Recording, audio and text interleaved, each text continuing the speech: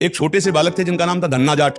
उनको परिवार की माँ ले गई कथा सुनाने, तो कथा में कह रहे थे बिना भगवान का भोग लगाए जो खाता है वो पाप खाता है। तो पंडित जी के पास गए, हमारे यहाँ तो भगवान है नहीं, तो आप भगवान दे दो। तो उन्होंने सोचा लड़का है, इसको ठाकुर जी तो दे नहीं सकते, तो भांग खाते थे, तो भांग का बट्टा ऊपर का, कहा ये भगवान है ले लो। तो उनका कैसे सेवा करेंगे? तो बोले नहा के नहा देना और पवा के पा लेना, बस इतनी सेवा। घर में गए, नहाया और ठाकुर जी को ना, वही मतलब भांग के बट्टा को ना, और बाजरे की रोटी गरीब आदमी सामने रखा, पाओ प्रभु। एक दिन हो गया तो उन्होंने सोचा हमारे पास कुछ है नहीं, लगता पंडित जी के पास खीर पुआ सब सामग्री थी तो ठाकुर जी पाते, वो बिल्कुल ठाकुर जी मान रहे। दूसरा दिन हुआ फिर वही बाजरा, तीसरा दिन हुआ फिर वही बाजरे की रोटी।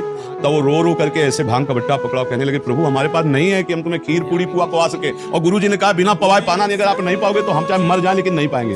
उसी समय श्री कृष्ण प्रकट हो गए, भांग के बट्टे की जगह में श्री कृष्ण बैठे और बाजरे की रोटी शुरू कर दी पाना। तो बोले देखो पूरी रोटी तुम नहीं पाओगे, आधी हमें दो आधी तुम पाओ। भगवान ने, और फिर जो लीला का विस्तार हुआ कि धन्ना सेठ हो गए, ये है विश्वास।